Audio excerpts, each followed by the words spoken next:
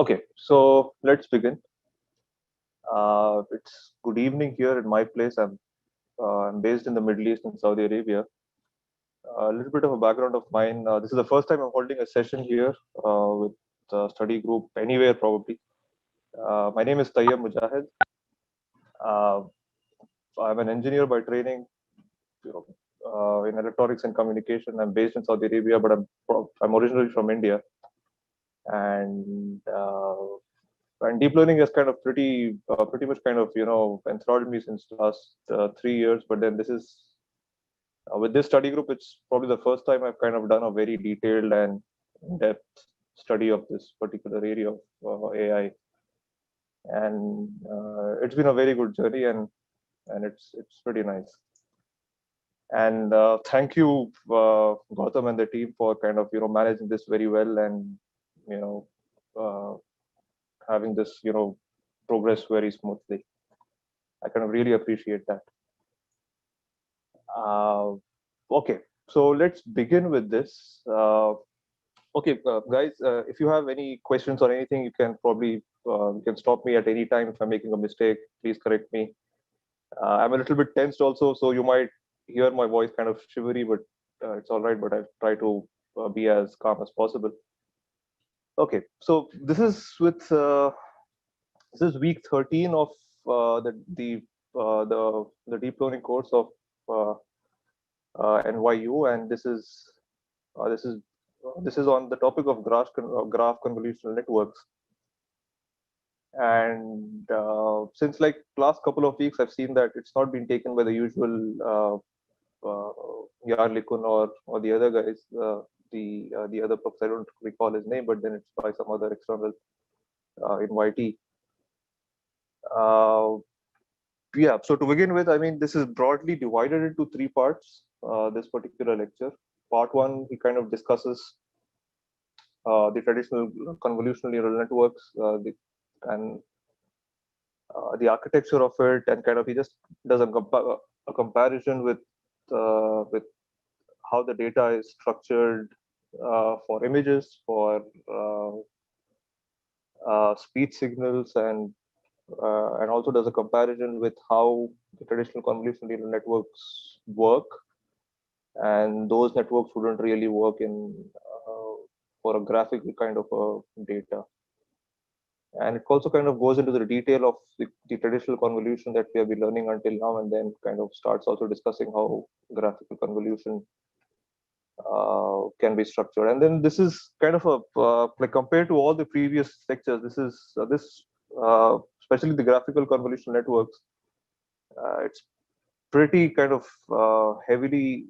There is heavy maths in this. I mean, this requires a heavy understanding of a lot of concepts from linear algebra, from Fourier series and Fourier transform. But then it's not like uh, at least in my understanding, I felt that the previous the topics that we have covered until now, they're mostly kind of architecture and architecture based networks and kind of architecture based methods, wherein you have all of these uh, fancy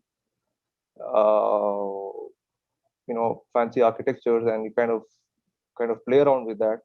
But here there is, apart from the architecture, there is a lot of mathematics involved. There is a lot of mathematical reasoning behind every step that is being done in graph convolutional networks.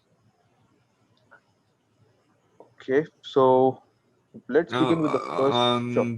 Yeah. Just to add, uh, uh, other than that too, since we haven't gone to the theory of the mathematics behind all the aspects of it, yeah, in depth in the previous lectures, if I look at with respect to the coordinates or uh, uh, other stuff, the EBMs and contrastive methods also had the same amount of mathematics involved, but we didn't delve deeper into that perspective. because of the things that we had to cover, but the author,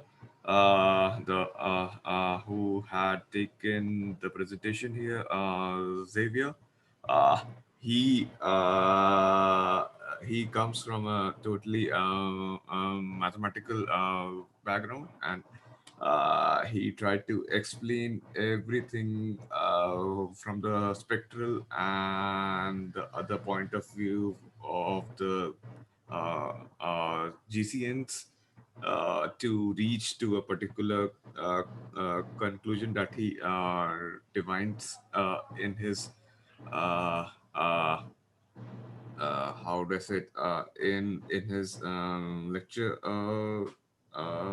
series, which I think this single lecture could be broken down into 4 or 5 parts too, based on the things that he tried to cover. So yeah, based on that, I would also agree that he all kind of like skims through the most of the mathematics that is there, but if we give some time to it, it's not that difficult, because it's just simple Fourier transformations and matrix decompositions and stuff, which is I think so for the audience that is here, it's easily understood. Yeah, you're right in this matter. Yeah, I mean, in the previous lectures, yes, I mean, there was some maths. But in my, I mean, I frankly felt that to be a little easier because, I mean, in the previous lectures as well, I haven't kind of gotten into the depth of the mathematics, but here, for some reason, I felt like, the way the presenter, the professor Xavier presented stuff in his presentation, it felt like, I mean, I should kind of go through the mathematics and try to understand. Uh, because especially given my background of my communication and signal processing, I mean, especially the Fourier series uh, Fourier series and Fourier transformation, convolution concepts were kind of very understandable to me. But then the way he presented was in a very, very mathematical way. So kind of, I felt like, kind of going through it, through the depth of it. Uh, Yep, and yep, also, I mean, true. Mhm. yeah. And also, what I thought was, I mean, I was thinking of, kind of just doing part one and part two today, and then uh, complete the remaining section, that is part three and part four, and the conclusion next week. So that, because it's kind of pretty involved in this. I mean, one look of this, at least I felt that it's not enough for me to kind of really kind of grasp the gist of, the main core of what GCNs are. So I'll try to cover part two. I mean, if someone's interested, I mean, if he wants to, he can continue with part three now, and then probably I'll try to cover up, and then we can go on with the next week, the practicum next week. Else we can do part one, part two today, and then we can continue with part three next week.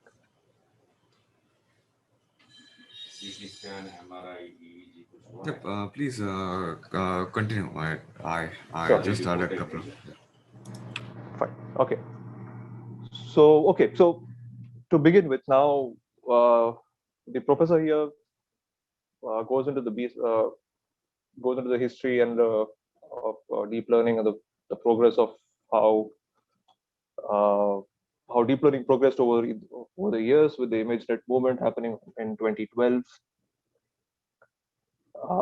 wherein convolutional neural networks were instrumental in creating, especially with AlexNet.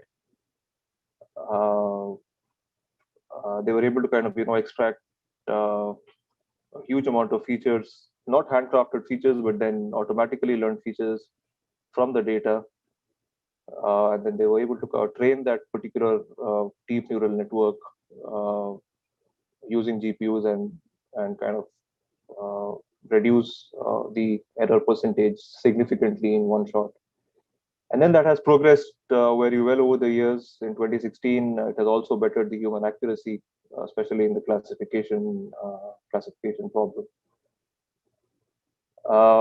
And also, apart from that, I mean, convolutional neural networks have been used in speech and natural language processing, and they have, and probably the cognitives are the workhorse of, they are the kind of backbone on the workhorse of every possible deep learning algorithm you can think of, be it object detection, semantic segmentation, anything. I mean, cognitives are the go-to networks for extracting features from extremely high dimensional data, that is images. Yeah, and the way they work is, I mean, they're extremely powerful, and then they try to solve high dimensional learning problems like image classification and extracting features from images. Like one example that the professor gives is if you take an image of 1024 by 1024 pixels, it's approximately a million, 10 to the raise 6 pixels. And then if you have 10 samples of it, I mean, the possibilities that are the possible images, I mean, the possible points in that particular hyper, plane in that particular space is 10 to the power 10 power 6. I mean, so it's like, so it's a massive, extremely highly dimensional space. And from that, you have to kind of figure out, what features are important and what features are common between images. And convolutional neural networks are extremely good at, extracting those features. And then once once the features are extracted, I mean, like here,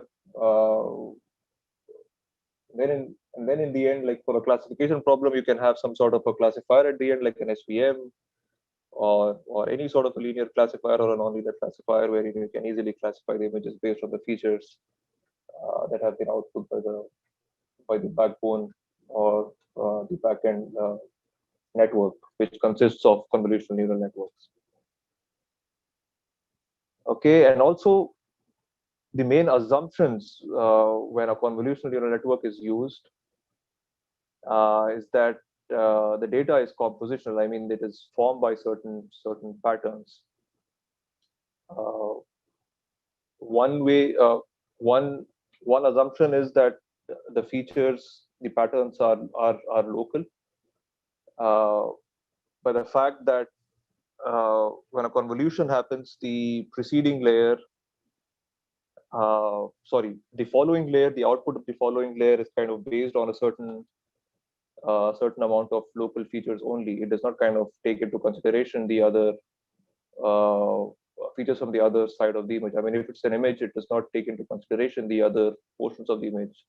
So this particular output in the following layer is kind of based on certain local features, and these local features, the width of these local features depends on the kernel size of the kernel size that we choose. And then the other assumption is that it is stationary, that is, there are shade patterns. I mean, he gives an example of wherein this was not kind of very clear to me what stationary means, but he says that there are some patterns that are similar and are shared across our image domain. So, for example, the yellow bedsheet in the middle of the image of figure 2. But I didn't really understand what this meant. If someone have understood what stationary means, I mean, a shade pattern on stationary, what does it mean? They could jump in and quickly explain. If you take a look at the image, the second one here, try to annotate This one? quickly. Yep. Okay. There. Let me quickly try to grab. Yep. Since this you can see, I have tried to annotate using this yellow cursor on the red wall. Okay.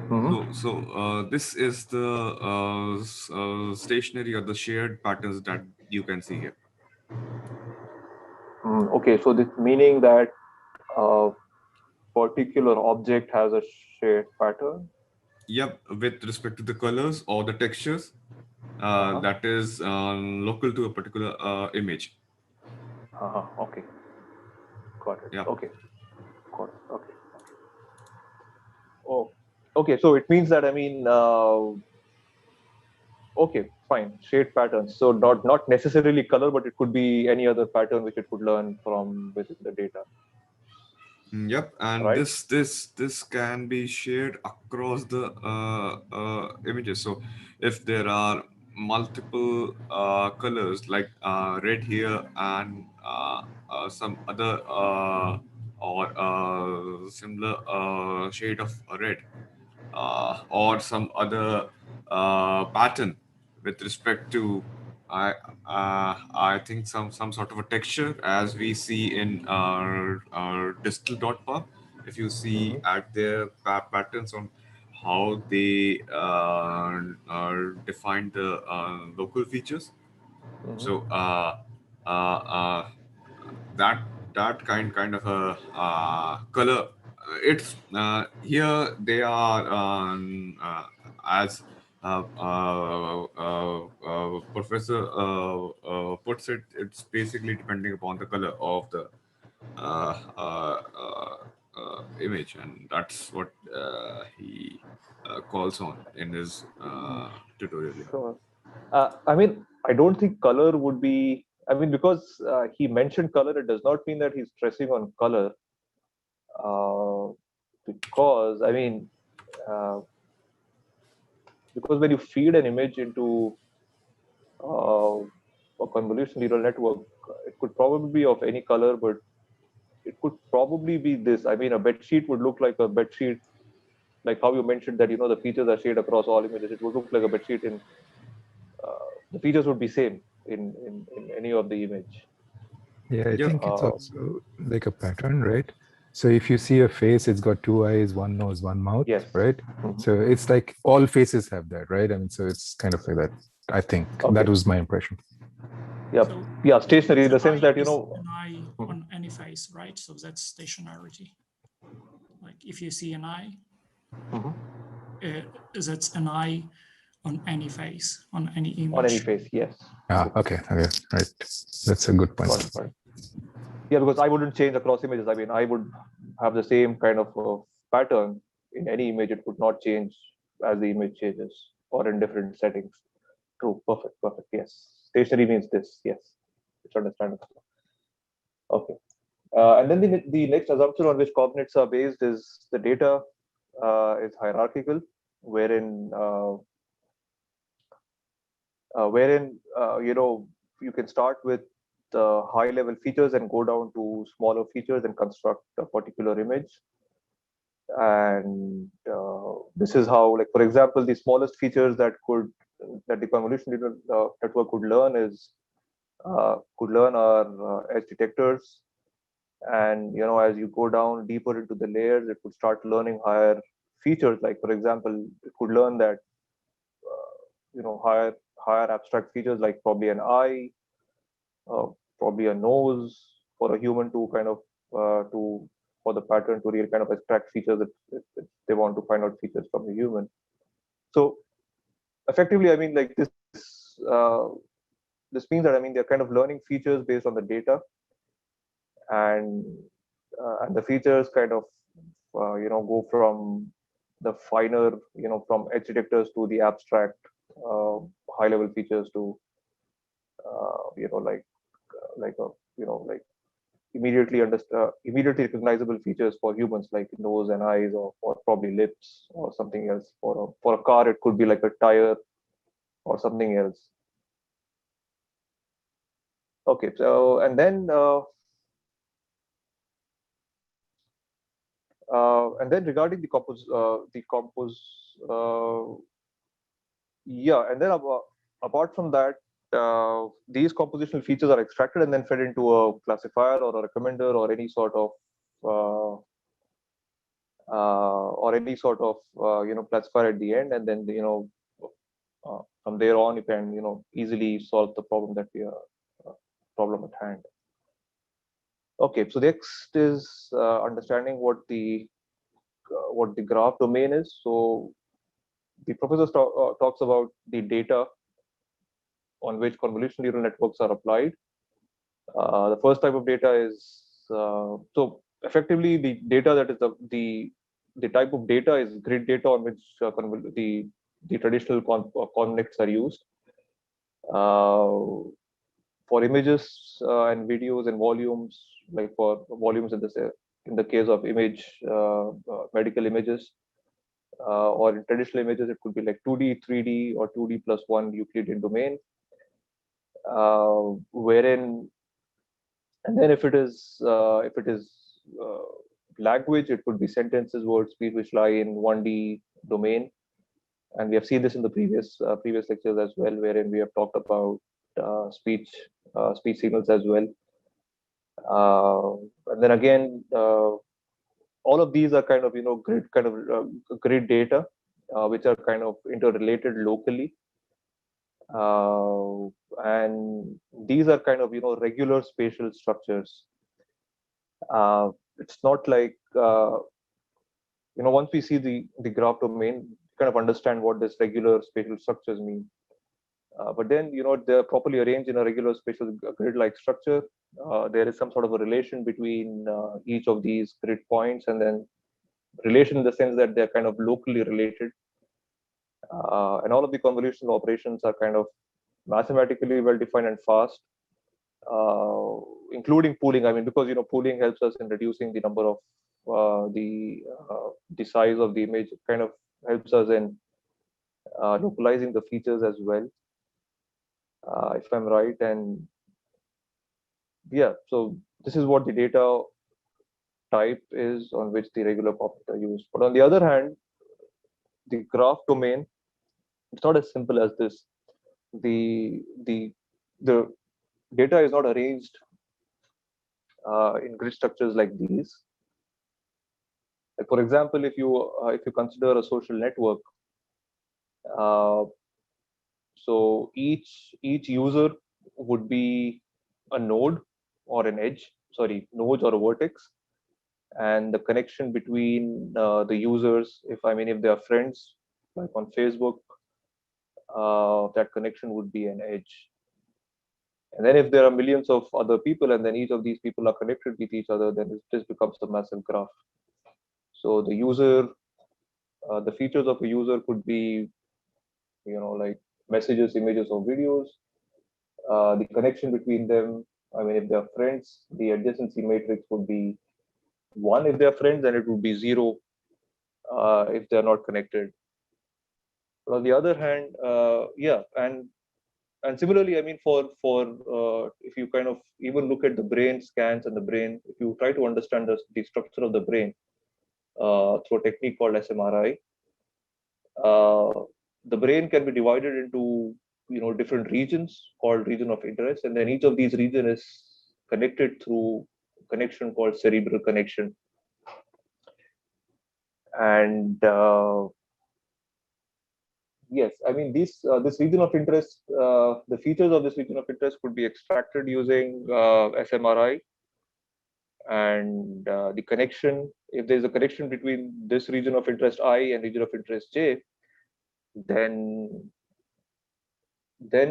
the adjacency matrix could be filled by a real number. Now, if you notice, the contrast here is, in this case, in the case of a social network, the adjacency matrix had entries of either 1 or 0. But here in the so they were kind of discrete values, 0 or 1. But here, if you notice the adjacency matrix, there's a possibility that it could be a real number as well. And then the other example of a graph domain data is quantum chemistry, wherein the molecules can be modeled using graph. So the atom could be a vertex or a node, and the bond connecting the atom I and atom J, it could be a single, double, or any sort of a bond, and that can be defined in the adjacency matrix as 1 or 0. And also, this is probably from our high school physics, chemistry, that we have studied that we have different types of bond, like single, double, like covalent ionic kind of bonds, and if it is organic chemistry, you can have double and triple bonds as well. And then apart from that, I mean, further going, when we have done advanced high school chemistry, you will also learn that apart from this bond being a type of bond, the bond itself, they carry certain amount of energy. And that could also be a feature of the adjacency matrix. So this is how the graph domain is. I mean, if you notice here, this is not like a properly arranged or a spatial kind of a data as we have seen over here. So the data is kind of interconnected, but it's not regularly or well structured, grid structured kind of a data compared to the traditional coordinates have been applied to. Yes, and and he also gives other detailed examples of it. Like social networks, as we've discussed, the connectivity, the drugs, 3D meshes in computer graphics could also be considered as graph data. But I didn't really understand how, but probably it is. I need to kind of really understand this, how computer graphics 3D meshes are graphical data. Okay, word relationships are understandable, that there is a graph kind of a structure between data. The gene regulatory network is the data. Knowledge graphs is understandable that knowledge graphs are graph structured data. I mean, with knowledge graphs, I kind of really understand the Google's knowledge graph, wherein it was probably some time back that I read an article about Google's knowledge graphs, wherein they start defining, all sorts of facts which are based, facts, true facts, wherein, like for example, like here they explain that Mona Lisa is a painting, and the location where is it stored, who was the painter, I mean, who painted it, and associated to that, if a certain person likes that particular image, they kind of store the data by showing some sort of a relation between that person and the painting of Mona Lisa. So, and apart from that, I've also read somewhere that Walmart and Amazon, they also kind of manage graph on their inventories. The way they create graphs on their inventories is that each product has a certain specification. Like for example, if it's a cell phone or a smartphone, color is a specification, memory size is a specification, brand is a specification. So all of this, I mean, so for example, if it's an Apple iPhone 6, so the associated connections to it would be the specifications of it. And then further down the line, there would be another iPhone, probably 7, and then accordingly, the same specifications would have some sort of a connection to the other cell phone as well. And similar, so this is how a graph for an e-commerce or a product which is sold online on Amazon or Walmart is structured. And that's also a graph, structured data. And he also gave an example of scene understanding and other examples as well, recommender systems and in Amazon and Netflix. So all of these are graph data. So effectively, graph is all around us. It's not like it's not something new, but it's kind of all encompassing all around us. Okay, so to go into the details of how a graph is, I mean, correct me here if I'm wrong over here, because computer science is not my background. I've not gone through this formally as a course in my undergraduate. I've tried kind of learning this on the fly with this course, but let me try. So the graphs are kind of defined using vertices or nodes, but here vertices are being used. It's called represented as V. So this is the vertex. This is one vertex. This is vertex J. This is vertex I. So the connection between the vertices is the edge, and the adjacency matrix A defines the relation between these vertices I and J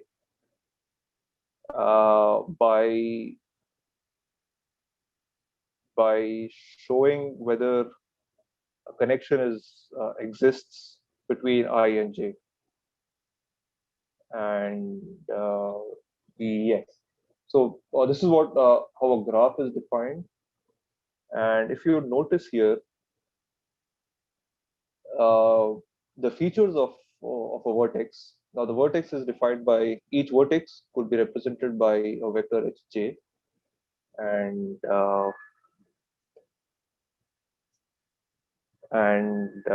the size of this vector is the size of or the number of vertices we have in the graph,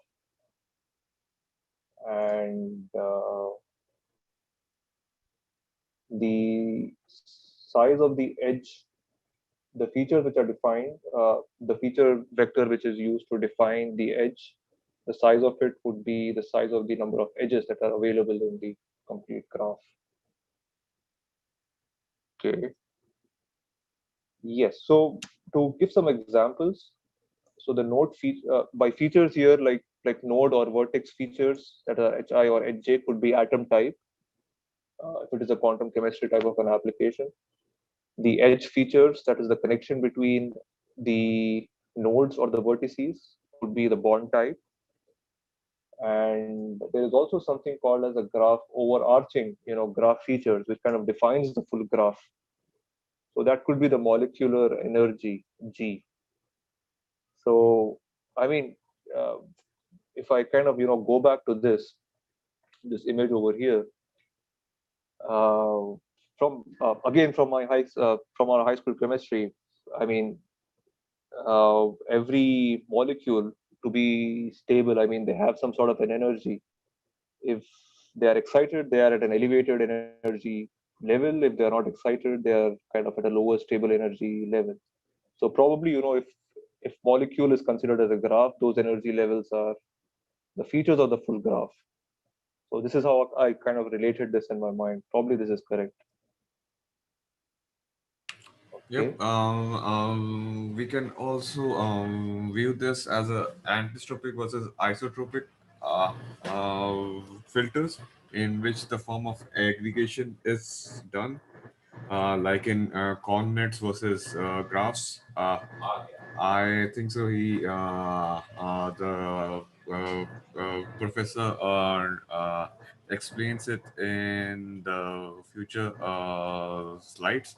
So those can be represented as a set of features too. Okay, so filter in the sense, I mean, what does a filter here mean? Because it's not my, I didn't kind of reach isotropic and isotropic parts of this Okay, particular okay, table. okay, okay. You can see those areas with respect to some sort of uh, uh, like in coordinates, we have some sort of a left, right, or other sort of images based on if you scroll up a bit on the graphs on the coordinates slides, you had some sort of a representation of that. Which one? Which uh, slide you mean? This one? no This one? I think so. Yep, this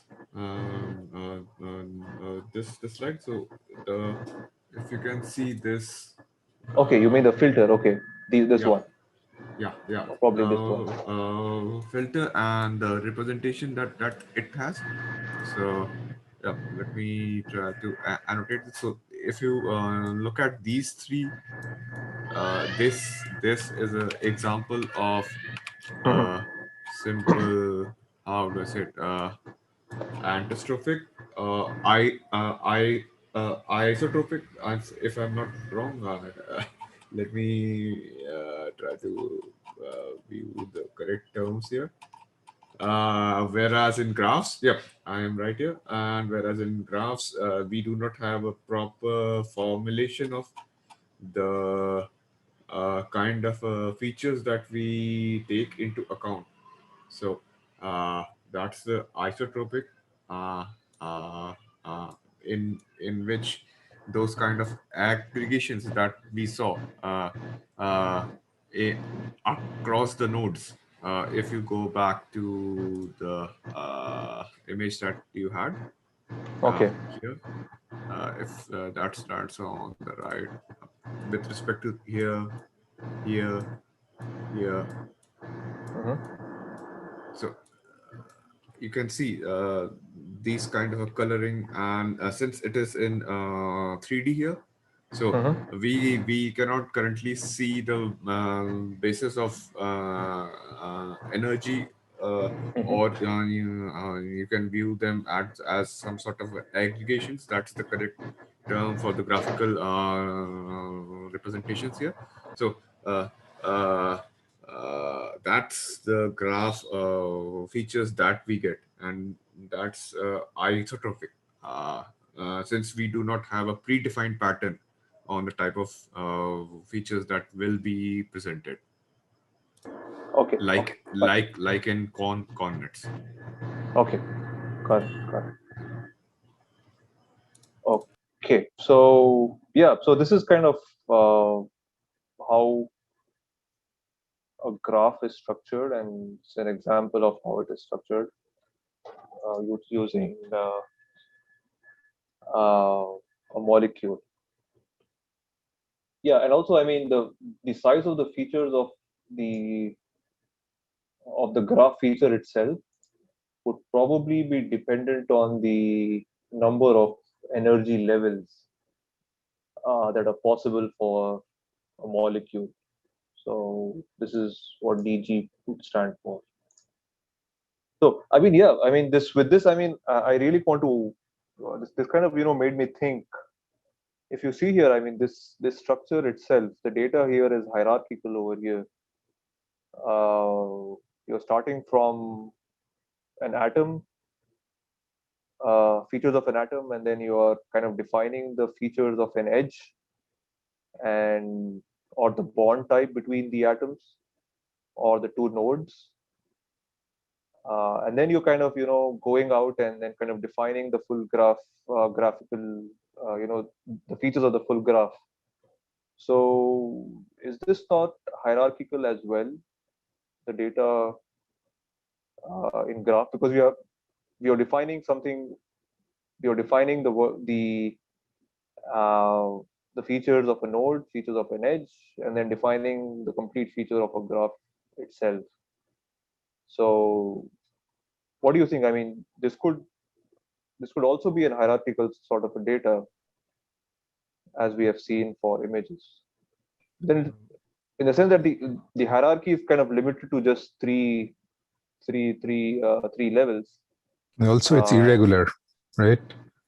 It's not unlike images, which is like the points are at fixed distances from each other. The patches that you are using, right? Here, Yes. it's basically irregular and sparse. So that's there's a that's the difference, I think. But you're right. I mean, yeah. But then, can we call this to be a hierarchical sort of a data? I mean, my question is that. I guess so. Yeah. I mean, hierarchical with three levels, probably that. Yeah. I don't know. Okay. A quick question, Tayyab. Sure. So what are the values DV, DE, and the other one? Yeah. That we see on the right. Yeah, DV. So DV would be the number of nodes. Nodes. Yes. So why should the node feature dimension be equal to the length of number of nodes? No, the dimensionality of the node vector. Sorry. It's the dimensionality of the node feature vector associated. Yes. Right. So if that equal, okay, yeah, go on. It's what you want it to be, right? No, I don't think so. I'm not sure, because what I understood is that,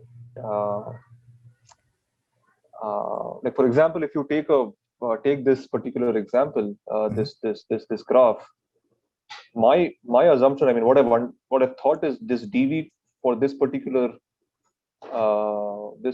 node would be 1, 2, 3, 4, 5, and 6. It could probably be R6. Only if it's like a one-hot encoding thing, where you define each node in terms of the other nodes. But but if you have, let's say, a graph of documents, right? And each graph is represented by its like sparse TF-IDF vector. In that case, it would be the size of the vocabulary you want, right? You decided if you wanted dense embeddings instead, like let's say you send it through word2vec. So word2vec is 300, right? So then your node feature vector would, representing each document would be the word2vec vector for that document. Got it. Yes. Isn't it like an embedding, basically, like you're saying, Sujit? It's like the embedding dimension, right? Exactly. The dimension of the embedding that you pick out for the nodes, for the edges, and for whatever edges. Right. And I think last week somebody was talking about the adjacency matrix like being in 2 dimensions, right? And then on the 3rd dimension, you have the vector size. So if you only look at the node vector, that's basically it, right? So. Okay. So and I guess the same thing applies to the edge vectors as well.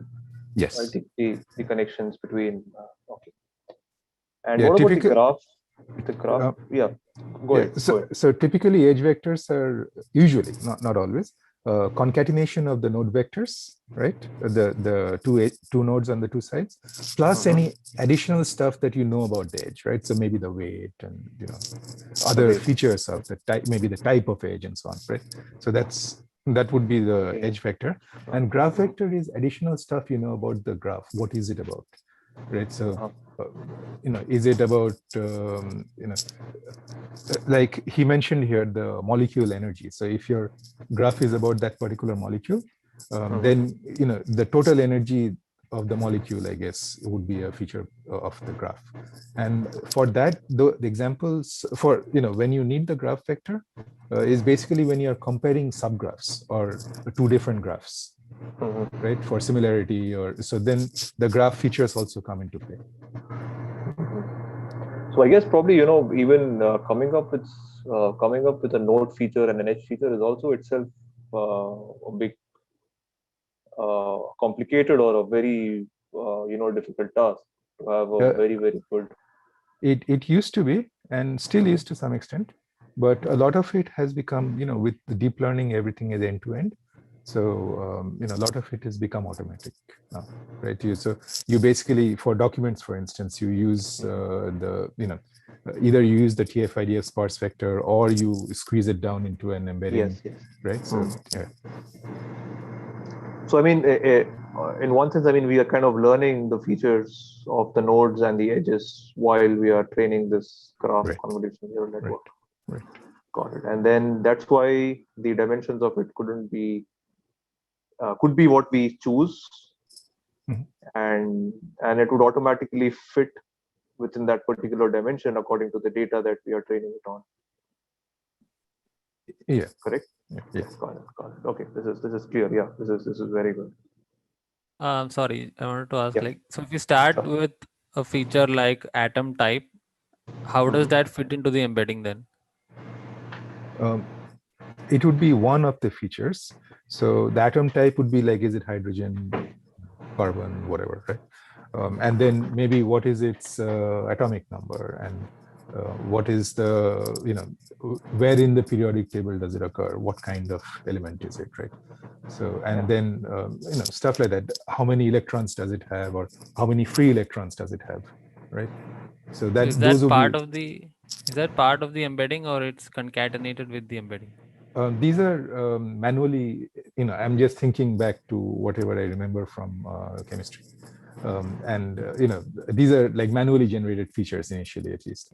But if you were to look, for example, as an example of automatically generated features. So if you were to look at the molecule itself as a graph, and then do something like node2vec on it, where you run a lot of random walks on it, and then you do a word2vec variant on it to basically get the the node2vec embedding for that particular node. Then that would be an example of an automatic feature, and you could concatenate them together as well, right? So manual plus automatic, and then you use them both.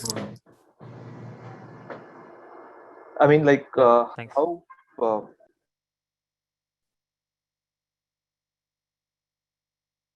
Did we lose you? Hello. Yes. Yes. All right. Yeah. So the periodic table itself could be one kind of a feature wherein we one hot encode all the vectors, and then dv could be the size of the periodic table. That could be one manually generated feature.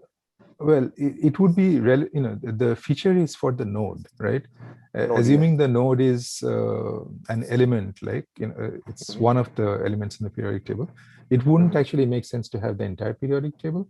Maybe have the elements embedding from the periodic table somehow, right? If you were to say that, okay, I represent the element carbon in this periodic table by this particular vector because of some, because of something, right? I don't know exactly how you would do it, but you could use that. Yeah, got it. Yeah. So yeah, probably the atomic structure of the carbon could be represented as a feature over here. And yes. The atomic structure. Yeah, got it. Yeah. Good. Thanks. Okay. So yeah. So this is how graphs are, and yeah. So let's go to the next slide about the traditional convolution. Yeah. So as we have seen, the convolution of a layer is basically WL times it's not times actually, but then it's convolution between a kernel W and the preceding layer H, and the size of the W would be depending upon what kernel size you choose. So that's a filter. It could be 3 by 3, it could be 5 by 5, depending upon what sort of applications and how you optimize it, and what sort of size you want at the end after the convolution. And N1, N2 would be the height and width of the image with the number of pixels. D could possibly be the 3 channels of color, RGB. Or then or else if you go deeper into the network, D could be the number of filters that you would use when you're convolving with the preceding layer. And yeah, I mean, here, as we have seen that the pattern that is learned on the kernel is learned by backpropagation, and this is an automatically learned. For example, this one is an edge detector which detects slant edges, and if this particular kernel is applied to this particular image, you only see the features which are the edges which are slant on this particular image of a car headlight, I suppose, or car's indicator. Yeah, and this is how a convolution would work for grids.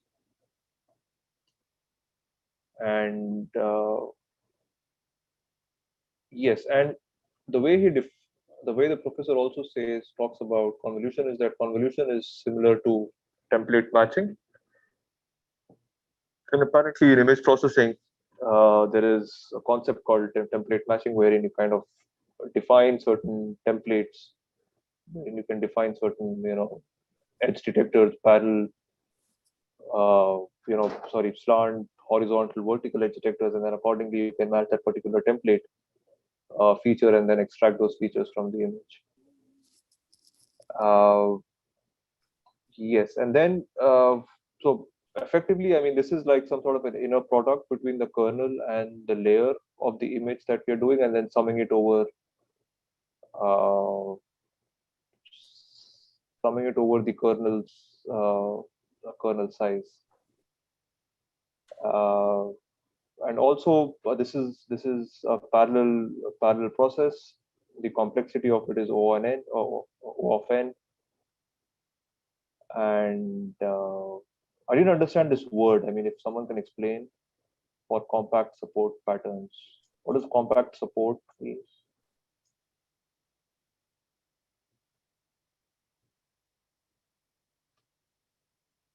So yeah, this particular thing wasn't really clear to me. But then, the complexity is of n if it is parallelized rather than being a serial operation. And yeah, apart from that, the node, like for example, if a kernel is run through an image, the node, like for example, if the kernel is kind of passed through an image, or passed over an image, then this, like for example, node J3 is always located in the top right corner of the pattern. So this is kind of a spatial rigidity of convolutional operation that is being performed over here. I think the compact support patterns, it's just a dot product of the matrices. Uh, uh, uh, support this is with respect to the Fourier transformations. It's in that domain. So with that, if I look from that perspective, if we do a simple Google search, those will give a compact support, a kind of a uh, uh, transformations, and there we might have some sort of operations in a space which kind of parallelizes those matrices. So if we look at it, it's kind of a I am sharing a link with respect to the Fourier transformations which can be done. So yeah, it's sort of a mathematical, how do I say it, matrix decomposition technique. Yeah. Just a minute. Let me try to.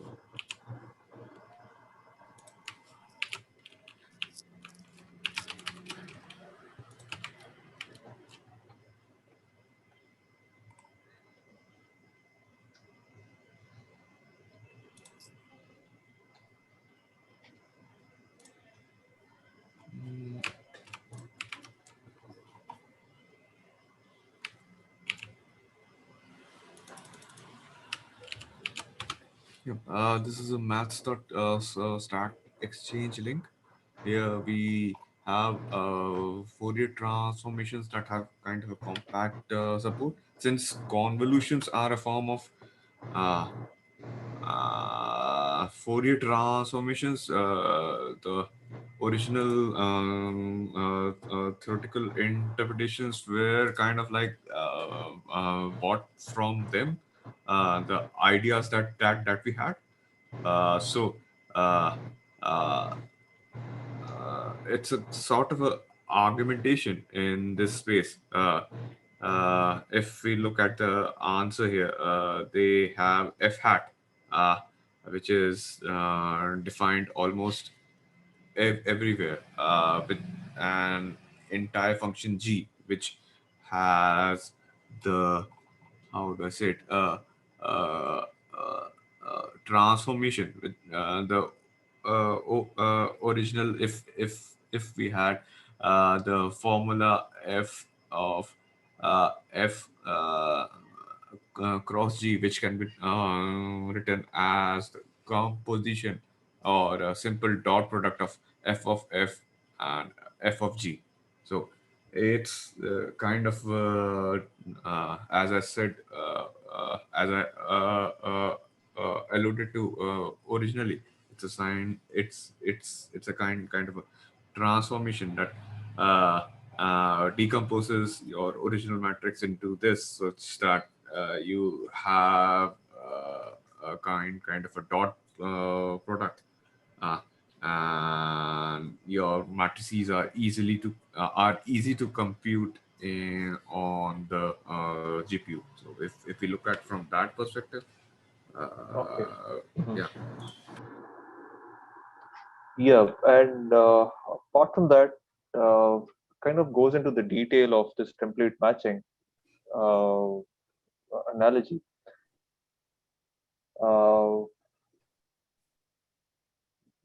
Yeah, now here, if you kind of look closely over here, this particular, sorry, yeah, so the J, now you are multiplying the weights of the kernel with the image, and the size, now I would be one node or one pixel of the image, and then the kernel W, I mean, each point of kernel W is passing through H, this particular point of H. You're doing a multiplication of it, and then you are summing it over J.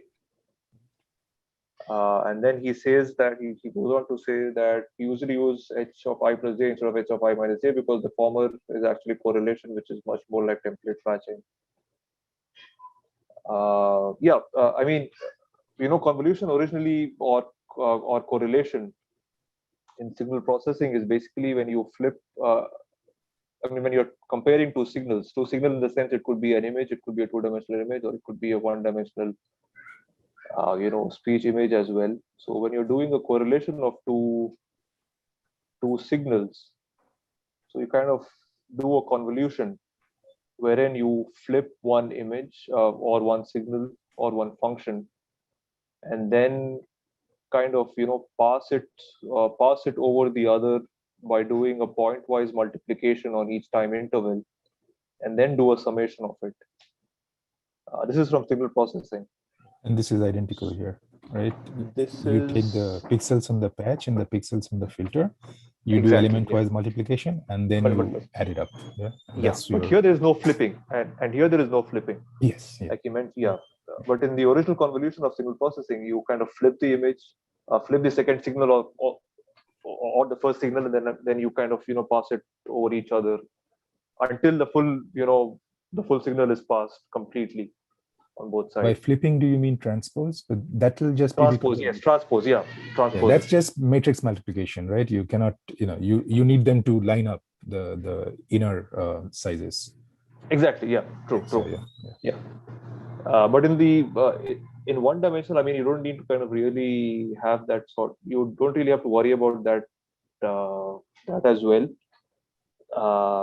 because you're doing a because in one dimensional it's just a 1D vector, right. And at each time step, I mean, because if it is a signal, if it's a speech signal, you have the speech signal is kind of distributed over time, and for each time shift that you do after flipping during convolution, it's just a multiplication, a pointwise multiplication of whatever overlap there is between these two signals, and then you do a summation of it. Yeah. So this is how he's trying to kind of build an analogy between correlation, template matching, and convolution, how it is being done. I guess this professor's background is not computer science because I didn't check out his background, but probably he's coming from a electrical engineering background. Probably, this is my hunch. Okay. Yes, and yeah, and then he goes on to describe that in detail over here, what we have discussed just now.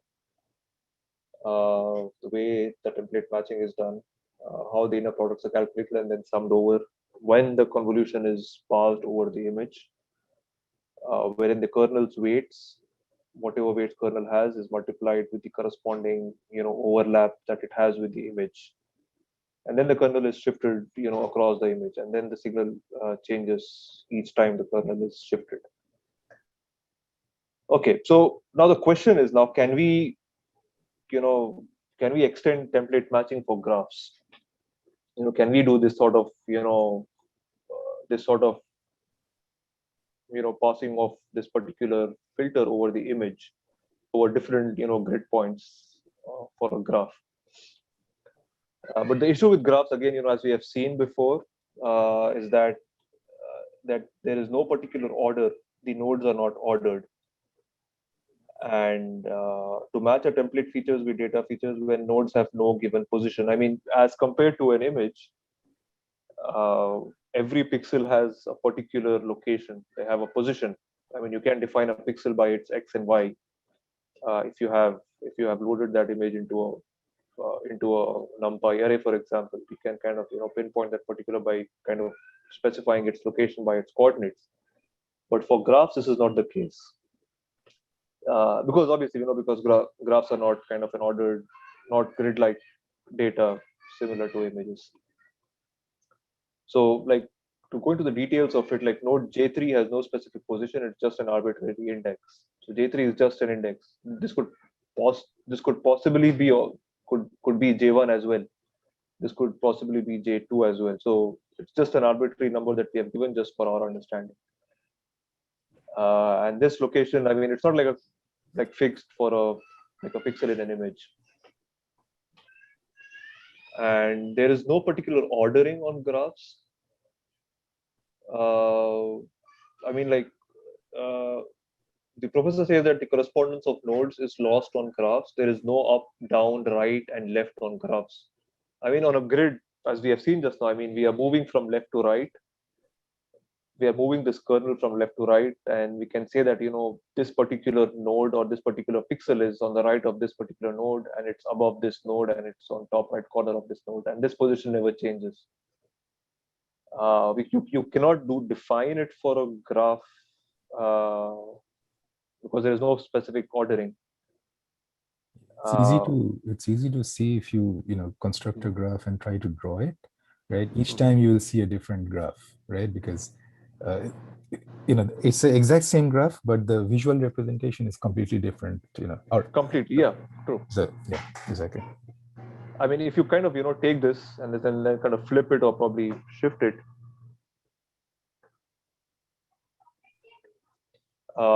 if you flip it, probably change the position of it, this could be the same graph, but then the location of J3, J1, J2 changes, and then you cannot really kind of figure out. I mean, there's no absolute position for each of these exactly nodes. Yeah, it's always a relative. It's kind of defined based on the nodes and the edges, so that's what its existence is based on. Could you just give me a second? Let me just kind of mute for a second.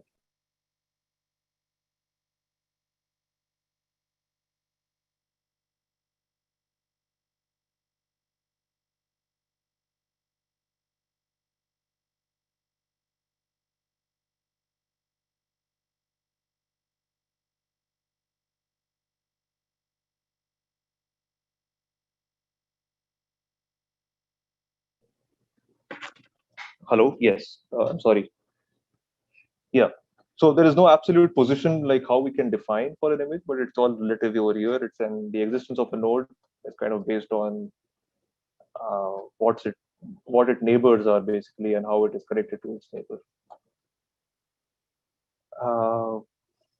Yeah. I mean, similarly, I mean, if you try to do a kernel kind of a template matching for it,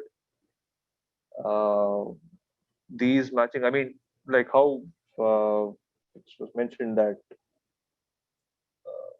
the indexes are arbitrary, and then if you kind of start moving the kernel from this particular node to this node or to this node, and then you can't really compare the inner product of the kernel with this node with the inner product of this particular node. Yes, so this is how you cannot really directly apply the conventional convolutional neural networks for this graph kind of data. Okay.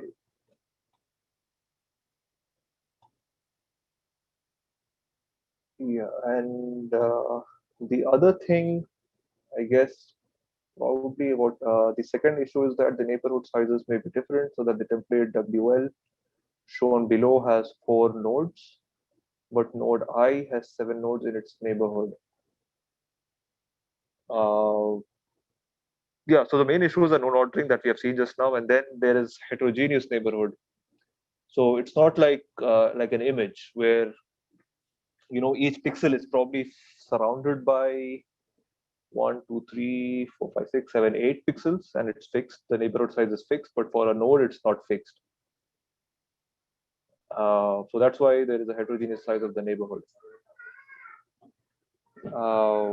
Yeah, so this is one of the other problems from which we have issues wherein you cannot apply the convolution neural networks, the conventional coordinates for a graph.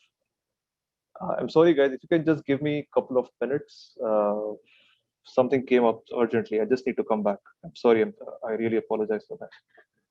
I guess if someone would like to continue for these 2 minutes, you can have a discussion as well. I really apologize again. Yeah, no problem. Take your time. Yep. So Yuri has a nice question, an interesting question on the chat. Text in a book has structure, and order, right? Is there any way we can represent both in a graph? Not sure. It's actually, at least I'm not sure. Anybody else? Yeah. I mean, there are trees, right? That have order, right? You have a difference between left subtree and right subtree. But what I was wondering, so you can, have like chapters in the book to be, but what I was wondering if like some networks can actually include it could be a different kind of edge, maybe, right? So assuming that each paragraph is a node, for instance, right? And you want to organize into sections and chapters and and the entire book. So you could have a set of edges between nodes that link up paragraphs into sections and sections into chapters and so forth. One kind of edge, and another edge that maybe talks about co-occurrence of words between chapters, right? So it's kind of, it depends on what you want the graph for. So yeah, I think sorry, yeah. Yeah, so I had a use case in mind where I'm dealing with graphs that are so typically we don't have orders, or like we look at lists, but they're actually graphs, but we typically don't have orders. But anybody who's let's say listing something, like let's say they list like products, or they list like anything they work with, typically they have some logical order, like you start with you list like one type of things first, and maybe like you start with like most important, and then like when it's like you don't know, you say other. That's typically at the end. So there's always order implied, and right now we don't use it, but I was always wondering if like we can capture it.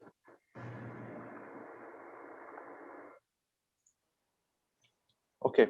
Right. Thanks. Yeah. So this is about heterogeneous neighborhood. As someone pointed out about, there is some sort of arrangement expected, but in nodes it's not. Okay. So yeah. So how do we define how to define convolution?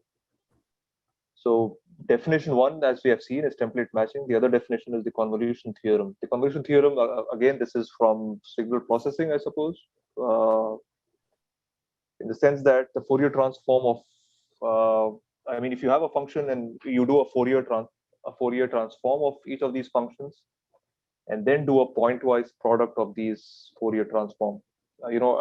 As I've mentioned just now, I mean, if a speech signal is in time domain, or if you have a speech signal in time domain, and then if you're doing a convolution operation using a kernel, using the signal processing terminology or method, you kind of flip one of the functions, either the kernel or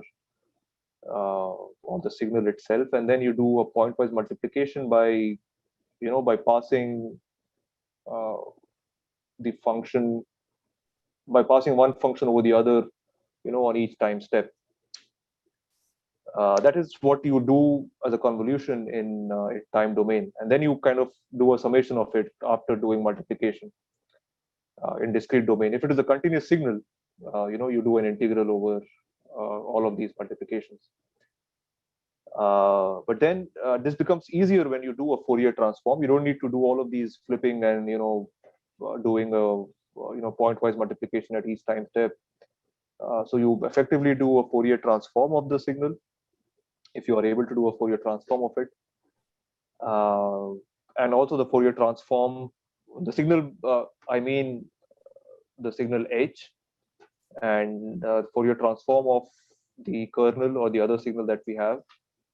And then you just do a simple pointwise multiplication, and that gives you the convolution in frequency. So once you do a Fourier transform, you're converting the signal or the image from time to frequency, or for a space signal, if it's an image, it would be from a spatial to frequency.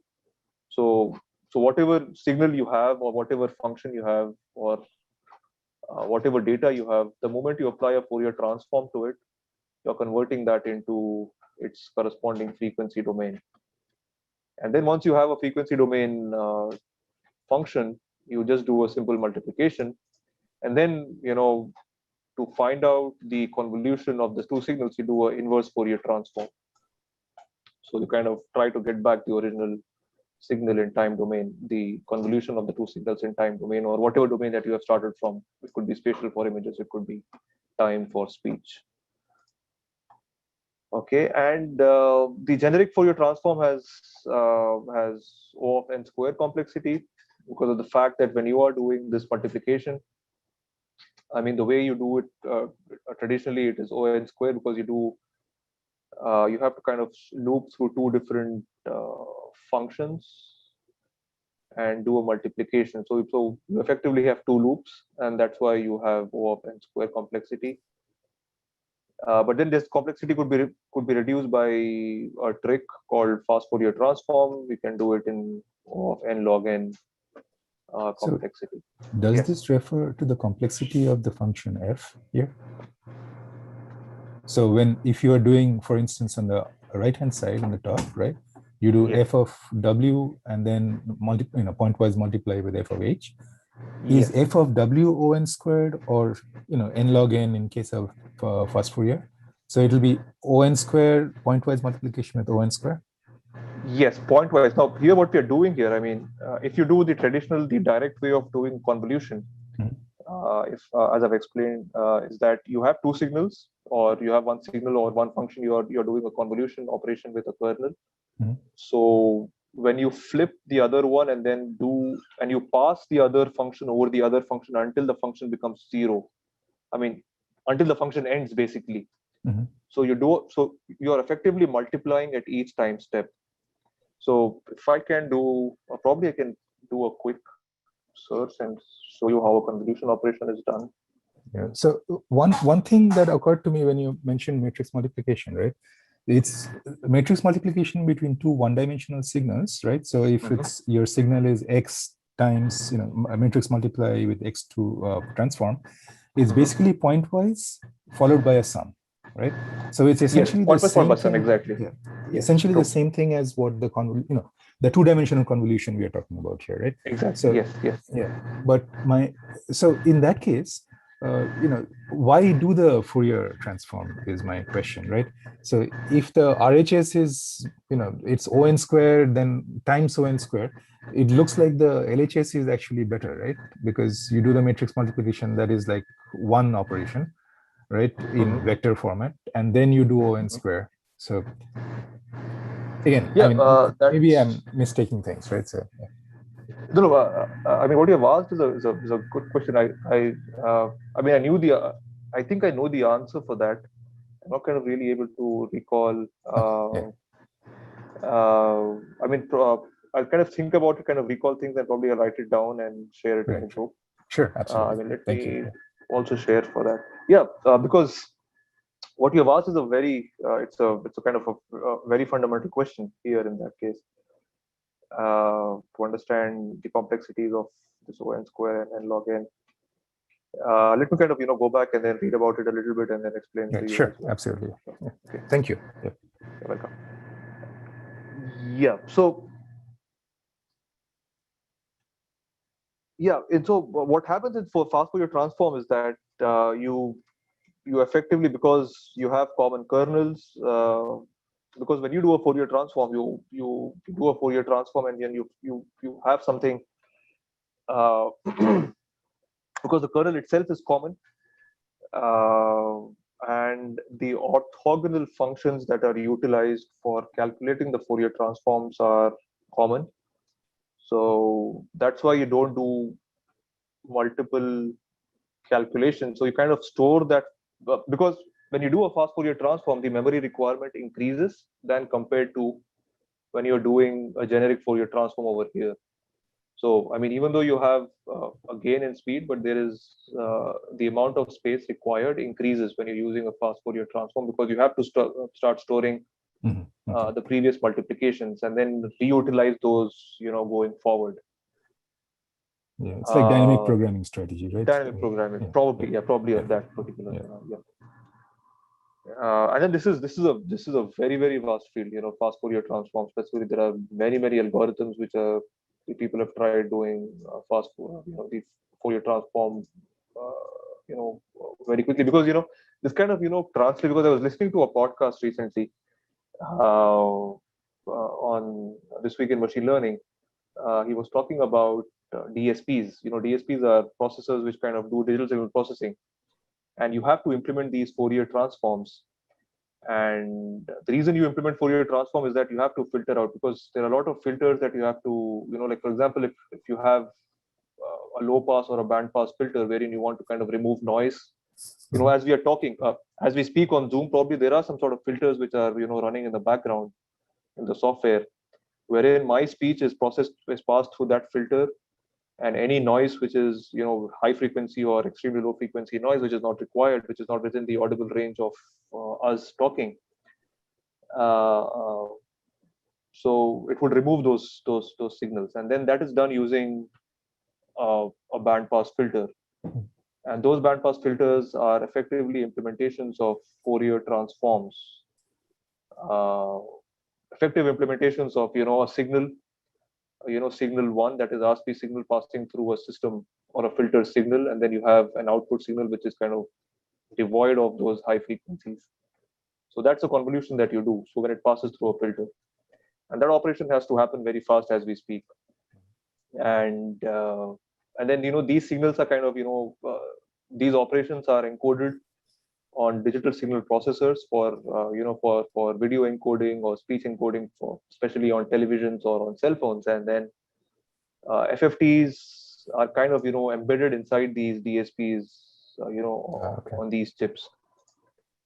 Okay, so for the slight digression from what we are discussing, but okay, so this is how convolution behaves, works when you do a Fourier transform of the two signals, and then it becomes a multiplication, and then you do an inverse of it. But then how do you define, I mean, how can we extend this particular concept to graphs? So this is what is being discussed in this particular, so this is kind of a design principle. I mean, like how he has mentioned, like this is like a design principle wherein he assumes that h being a function, so h could be any function. It could be a graph, it could be an image, it could be a signal, a speech signal, and then you kind of apply the Fourier transform to it individually, do the convolution, and then find the inverse Fourier transform of it, and then eventually you get the convoluted, I mean the convolution's output. So this is what the design principle that could be applied for graphs. I can see this as a strategy for removing noise. So I first came up on Fourier transforms in radar, right? where you Yes. basically remove the background noise from the the image. Sure. And Yes. I see that where you move it to a frequency domain and you say, okay, Mhm. I'm only interested in this frequency band, and so I Exactly, can yes. remove everything and then do an inverse Fourier transform back into the Perfectly. Yes. amplitude Yes. space, right? Yes. And that gives me a clearer picture. I get that, and I can see that maybe I can spend some more computation cycles to get what I want. But so that's my question. Maybe there is something here that even though the right hand side looks like it's computationally less efficient, maybe there is something in this operation that I can get, right? So that is my question, really. I mean, Sure. Yes. Yeah, I guess, I mean, if we go back, if you try to understand this particular operation, I mean, if you try to understand this difference, the difference between a graph convolution, I mean, if we apply the traditional way of convolution to a graph, if we understand this difference, probably a little more, I mean, this difference could be more apparent to us. I mean, why we are doing this particular strategy, or this could kind of become a little more apparent to us if we go down. Maybe this could help if we start. Possibly. And Yeah, I was possibly. hoping that with your background in EEE, you might have an answer. And I mean, you don't have to have it right now. I mean, maybe if you can think about it and let me know later on. I can think about it and get back to you on this. Yeah, I don't want to hold up everybody. It's just a curiosity. Sure. Yeah. So why this?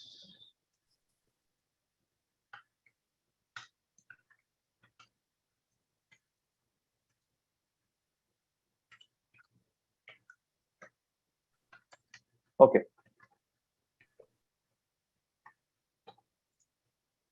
Yeah. So now the professor talks about the spectral,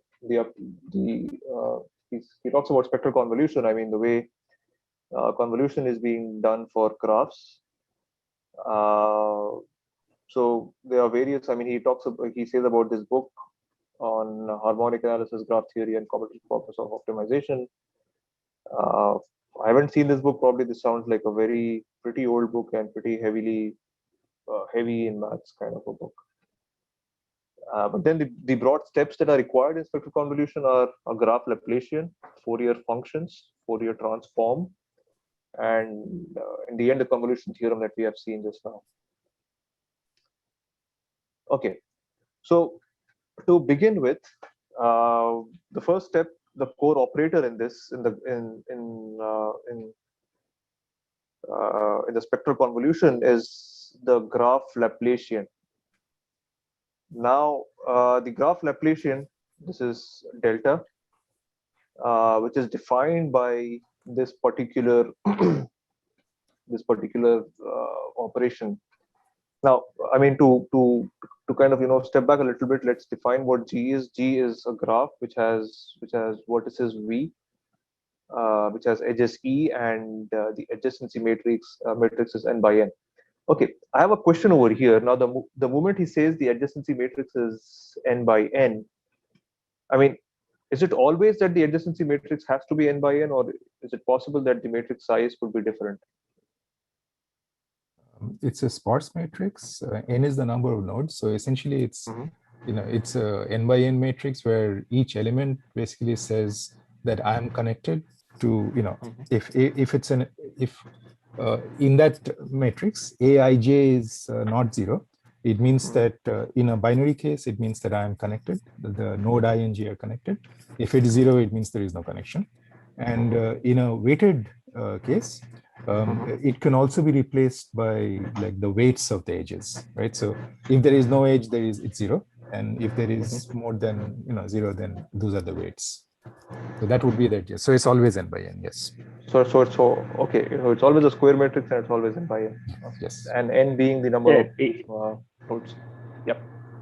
So what the adjacency matrix conveys is for every node whether it's connected, in a simple case whether it's connected to, and then it has to show whether it's connected to every other node. If it's connected, it's a 1, as Sujit said, and it's not connected.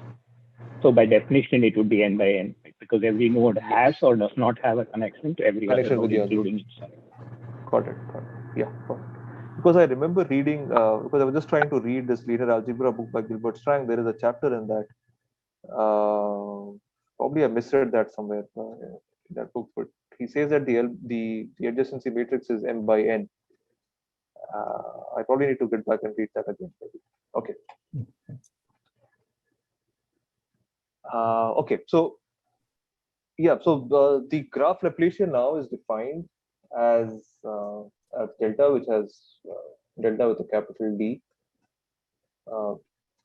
which is of size n by n, which is identity minus d to the d raised to minus half times a times d raised to minus half over again here. Now d is the diagonal matrix of the summation of aij. Aij, now a being the aij being the element of the adjacency matrix. Okay, so this is what d here is. Now the interpretation here that so I mean the why, I mean the question obviously arises, I mean why you are I mean what is the function of a Laplacian over here? So the Laplacian is kind of interpreted as a measurement of smoothness of a graph.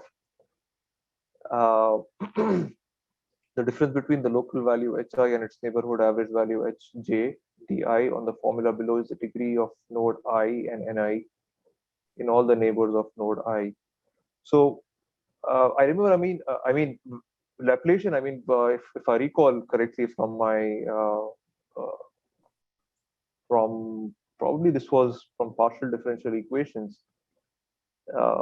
Laplacian also means that you are doing a double partial derivative with respect to a particular variable. So when you do a single derivative, that gives the slope of a function, and the double derivative gives the smoothness of a function. Correct me if I'm wrong. So Laplacian means that, and when the way it's applied to a graph, the way it is modified and applied to a graph is this. So the measure of smoothness here could mean, I mean the smoothness in a general continuous function would be you know, the way it is differentiable on each point. You don't have, you know, sudden sharp edges on a particular on a function, wherein probably, you know, there is an analogy here wherein each node, the difference between the local value of hi or the node hi and its neighborhood value hj, there isn't any sharp, or it kind of, you know, this Laplacian gives the measure of smoothness between these two values, or the neighborhood average of the values of hj. I don't know if you understand what I'm trying to explain. It seems to me it says the difference between the connectivity, which is kind of the of any particular node in relation to the connectivity of nodes in its neighborhood. If there is any sudden change in any particular node's connectivity, then this value would, either signal would indicate that, right? And if it's smooth, meaning it's relatively similar to the connectivity, because when I say connectivity, it says it's the degree of the node, and the degree would, if I recall correctly, the degree is how much of a node I is connected to how many of its neighboring nodes. So in the neighborhood, is this node connected to as many nodes as any average node is connected to in its own neighborhood, or is it very different? So that's what this seems to me to be indicative of. Okay. Is it something similar to what we, I mean, if you kind of, you know, compare this to, this is some sort of an edge detector kind of a situation wherein you're trying to find the difference of the pixel values between two neighboring pixels, or I don't know. I mean, I'm kind of overthinking on this maybe, but Yeah, I don't know. Yeah, probably, you know, nodes Yep. with low smoothness would correspond to edges in an image, right? Because they Probably. are different from their Low neighbors. smoothness, exactly. Probably, yeah, probably that. Yes. Okay. Yeah. True. Okay. Okay. Yep. We can look at the representation of Laplacian smoothing and how it's done with respect to the edges. I've shared a link in the chat with respect to the convolutions and how the transformation that we talked about with respect to the symmetry of the graph, if we have that, that's the I minus d to the power half dot a dot d to the power half. So how can we do that with respect to the curve of a discrete points?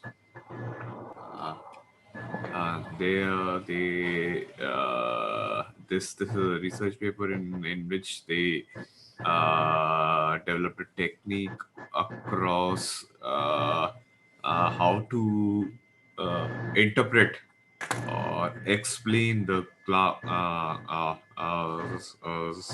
smoothing principles that are applied and why that's the basic reason of why GCN works. And the second reason was they gave interpretation as to the limitations of the self kind of like the training approaches, the semi-supervised classification problems, and what and how can we stack those features vertically, as we have alluded to earlier, to give classification of the graph structures. So yep, we can give we can get a high level interpretation of the Laplacian smoothing principles with respect to the matrices that they have defined here too. Okay. So yeah, so this is the first step. So to perform a spectral convolution, you need to define what a graph Laplacian is. That is being defined here now, this way. And next is Fourier functions. So coming to Fourier functions over here. So this is our traditional linear algebra now. So yeah, so delta being our graph Laplacian can be split into can be decomposed using Eigen decomposition, where you come up with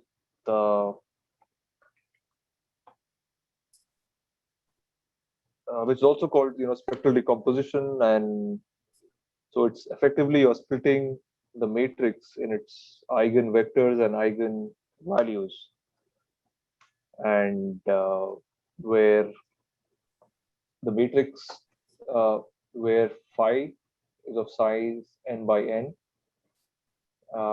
This phi is actually is a matrix of eigenvectors starting from phi1 to phi n, and corresponding to those, the eigenvalues, the eigenvalues for these eigenvectors from phi1 to phi n would be in this lambda matrix, which is just a diagonal matrix, and yeah.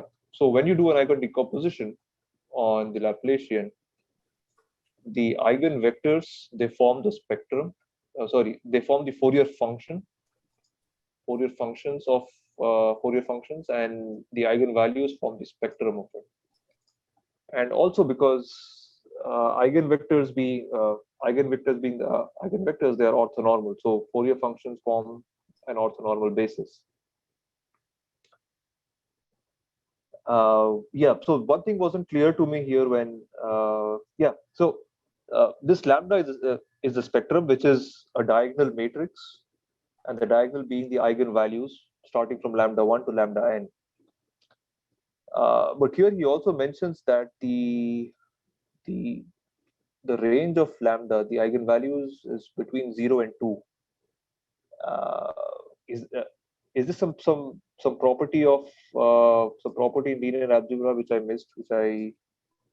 How did he come up with this particular range starting between 0 and 2? Can anyone explain?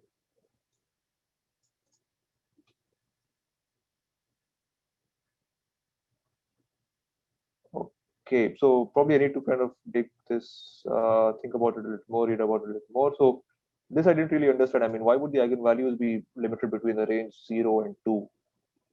Is it because of some property of the Laplacian, or is it because of some inherent linear algebra property which when you do an Eigen decomposition? I don't know. This is not clear to me. I mean, why would the range be between 0 and 2 for eigenvalues? And yeah, and also apart from that, delta being the delta matrix being the matrix that is being split. This is the typical eigenvalue eigenvector property, wherein when you multiply the eigenvector, when you multiply a matrix with its eigenvector, that is equal to the eigenvalue times the eigenvector. And this is true for all the eigenvectors, for all the eigenvalues from 1 to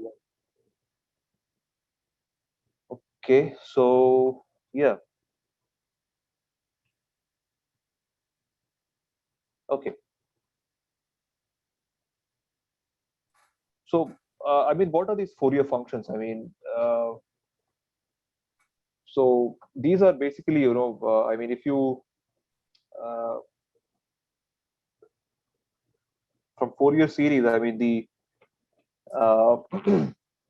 when you do a Fourier transform, the Fourier transform of any signal, it is kind of split when it is transformed into a frequency domain. As Sujit just mentioned, for a radar application, when an image you have these high frequency, amplitudes which are not required, when you pass it through a filter, those high frequency noise is removed. So effectively, what's happening here is that any signal that you do a Fourier transform, you're converting that into a frequency domain, and by that it means that every signal has every possible frequency. It is basically a weighted sum. I mean, weighted sum of the contribution of each frequency in that particular signal. So, like for example, if it is a high pass filter, a low pass filter wherein you remove the higher frequencies, the weights associated with higher frequencies would be 0, and the weights associated with the lower frequency would be 1. So it's basically a weighted sum of frequencies, and that frequencies are kind of embedded within the Fourier function. Like for example, he defines here that suppose if it is an eigenvector 5, 0, it has no frequency. I mean, it's just the constant amplitude term over here, 5, 0. But for a different eigenvector 5, 1, or for a different eigenvalue, the frequency would be or the wavelength or the frequency for this particular signal would be, I don't know, what would the frequency would be for this? This is probably pi. Right? Sorry? It's a low frequency, right? It's a low frequency, yes. And then as you start increasing, going down the eigenvectors, the frequency starts increasing. So effectively, each eigenvector defines or takes care or kind of represents a frequency value. So so this is what the Fourier functions would be. And yes, and suppose if it is applied for a graph domain problem, the color being the amplitude, the color of the node being the amplitude. Suppose if it is 5, 0, this would how the Fourier transform would look like for the graph. Yeah, these are frequencies now. Yeah, frequencies. Yes. Right. Okay. I guess this is the frequencies. No. Now here it's not the frequencies. It's just the amplitude of each node for a given eigenvector. You know, once you do a Fourier transform, when you do a transformation, once you do a Fourier transform, you are effectively kind of converting. I'm not sure about frequency being used in graphs, but for different eigenvalues, different sections of different sections of the graphs get activated. I mean, in the sense that there are like here you have just one sort of an one type of an amplitude when the eigenvector is 5, 0. When it is 5, 1, the number of the different types of amplitudes start increasing. Effectively, you have 1, 2, 3. Probably you can kind of differentiate between two regions over here, right. A red region and a blue region. And then when it is 5, 2, you probably have 3 regions here. This is the white, the blue, and the red. So this could probably be the frequency. I don't know in what sense, but the oscillations effectively are increasing when starting to increase the eigenvectors. Okay, it could probably not be the frequency in graphs, but it could be something else. I'm not sure. Okay. So the frequencies are they like frequency of change of the smoothness of the Laplacian, or what? Like we started with the Laplacian, which is a measure of smoothness. Yes. So here, I mean, yes. Yeah. So to answer your question, I mean, the frequencies that are present within a signal. So I mean, you can signal like if you take an example of a speech signal. When I speak, I mean, in human speech, I guess the frequency range is from 2 hertz to 2 kilohertz, I suppose, between a certain range. So it is a combination of multiple frequencies. I mean, if it is a man's voice, it has a more, there is a if it is not it's not very high pitched. There are a larger components of lower frequencies. If it is a woman's voice, it's probably high pitched. There are larger components. The amplitude of the frequencies which are at high frequencies is much higher than compared to lower frequencies. So effectively, a signal could be split into multiple frequencies, and a signal or a function or an image, or probably here in this case a graph, could be split into these a summation of signals with different individual frequencies. But then the contribution of these individual frequencies would vary from case to case basis. So now what we are trying to do here is when you do this Eigen decomposition of a Laplacian, you kind of going into the details of what this Laplacian looks like and what sort of frequencies are present in this Laplacian, and what is the contribution of each of these frequency. Regarding smoothness, it was just an interpretation. I mean, what does Laplacian means? It wasn't it just kind of here in the sense that the way he mentioned Laplacian here, it's just a measure of smoothness. It's just a way of interpreting what Laplacian means. I'm not sure if he wanted to somehow relate this measure of smoothness to the frequency. This is what I've understood from the video. Yeah, well, in like if you related it to sound signal, in sound signal, the like we can say that smoothness would be the presence of high frequencies, right? So if there are no high frequency noise, then signal is smooth, right? Not necessary. I mean, no, because you cannot say that. I mean, high frequency does not mean that the signal is not smooth. Smoothness in the sense that a signal is smooth either. A signal is smooth means that there are no sudden change. I mean, there are no edges in a signal. It's like a sinusoid, probably like a quadratic kind of a function wherein there are no sharp changes in a function. I mean, have you heard about a step function? I mean, kind of related to second derivative rather than the first one. Yes, like for example, there is something called as a saw function. Okay, a saw function is of this type. It's like a triangular signal.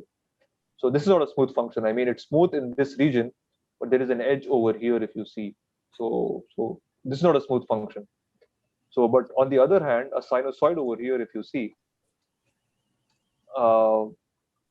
this is smooth. Okay, so if you define it mathematically, for every point on this function, the function is differentiable.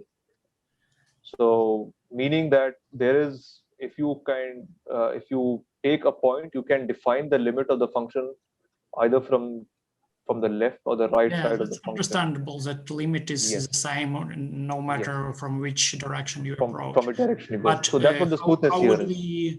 How would we relate it to smoothness of a graph now? So the graph is smooth if the amount of connections doesn't change like from node to node abruptly, or how would you interpret Yes, this? like what you have said just now, this is one way of looking at it, and someone just now explained that. I mean, if you look at this, this particular node Hi, and do a comparison with the other neighborhood nodes, if there are no sudden changes within the value of this node and this node, or the other surrounding nodes, then it's a smooth graph in this neighborhood. If not, then it is not smooth. Like Sujit just now mentioned that an edge detector would be an edge in an image could probably be a sharp change in the values of the nodes from this node to the other surrounding nodes. So well, edges in the image, that's first derivative, right? So we detect edges with just a gradient, not a second derivative. And second derivative would first derivative would help us detect an edge, but the smoothness of it, I mean, it's like this. I mean, the function is not smooth. But probably So the second derivative would be helpful in determining the smoothness of that particular function. All right. So now here, like we kind of so can we interpret eigenvalues here as kind of components which constitute this? Yes. True. Yes. Exactly. And so now the second image here, what would it be like? Do it have some particular meaning that the first, like this first, it seems like the first eigenvalue is constant, right? Here, like. Yes. The first eigenvalue here, it's a flat. Here it's one component. And the whole graph, we can say, activated by this, and so this component is present for every node, right? And then we have this component which is present for part of nodes. Is that kind of correct interpretation of that or not? I think that's a good interpretation. I think like a really insightful one.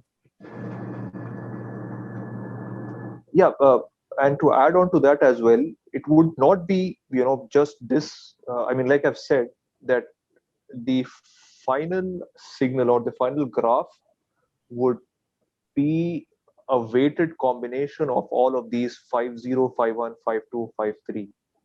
So probably sometimes 51 wouldn't exist, or the contribution or the coefficient or the weight of this particular eigenvalue wouldn't be that much when compared to 5.2 or 5.3.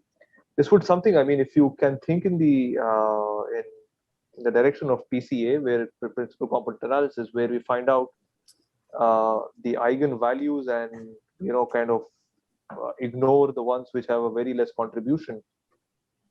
So effectively, you're kind of you're splitting the image into its kind of principal components, right? Principal components. Exactly.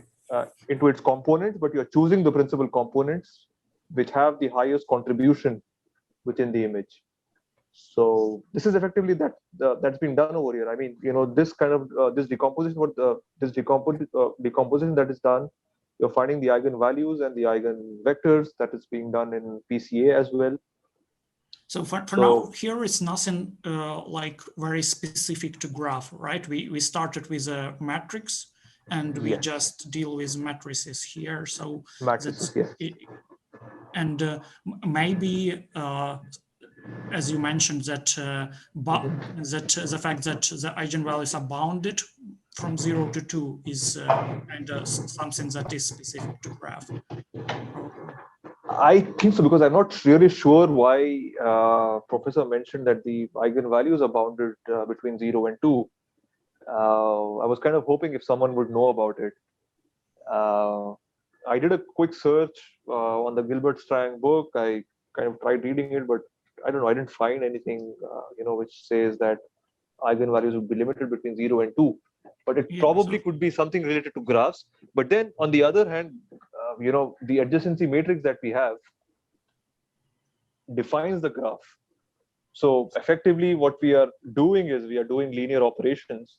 I mean, graph itself is a matrix now, which is defined by the adjacency matrix. So all of this that we are doing is on a graph. So it's like we are working on the graph itself now. Right. Yes. As far as I recall, I don't think inherently in linear algebra there is anything restricting the eigenvalues. I recall coming up with or encountering eigenvalues greater than 2.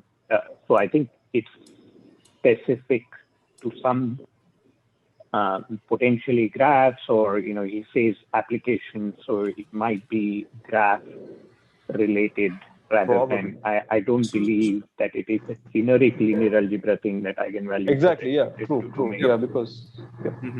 Yeah, there are some kind of bounds on the adjacency matrix, how it can be, right? So it cannot have a number higher than n, right? So you cannot have more connections in the graph.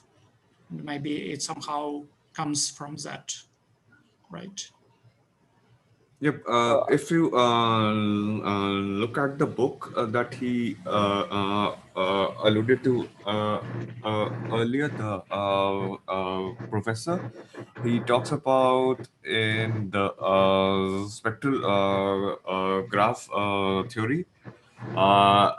There is a section in the book in the first chapter, and they define the basic facts about the spectrum of a graph.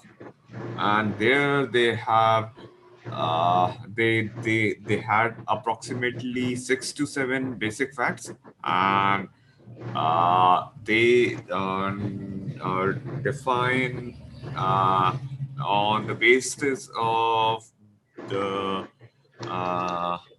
assumptions that they have taken with respect to the eigen decomposition of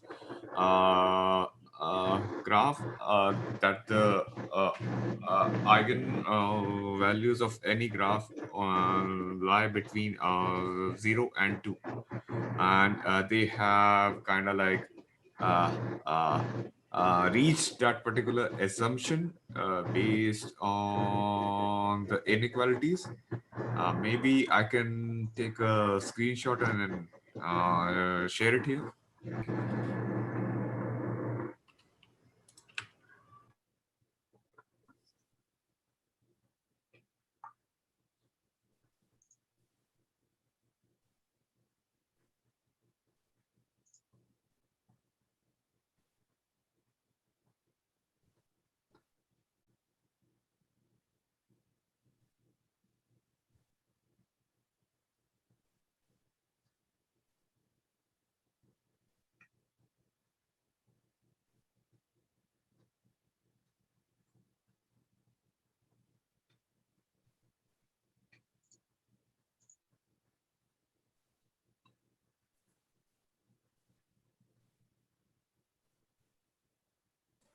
Also, Tayyab, we'll have to wind up soon since we have reached the 2-hour mark. There are other meetings and all. Okay. So we finished 2 hours. Oh, this was pretty involved. Yeah. Huh? I didn't notice. Okay. So how much time do we have left, Gautam? Like 5 minutes? We already have, 5 minutes is fine. Yeah. Fine. Okay. Sure. Okay. So going forward, I mean, the next slide is about how is about Fourier series, wherein a function h can be decomposed into its Fourier functions. So what's happening here is now, as I've mentioned, that each function can be represented as a weighted sum of its of certain frequencies. So here this function h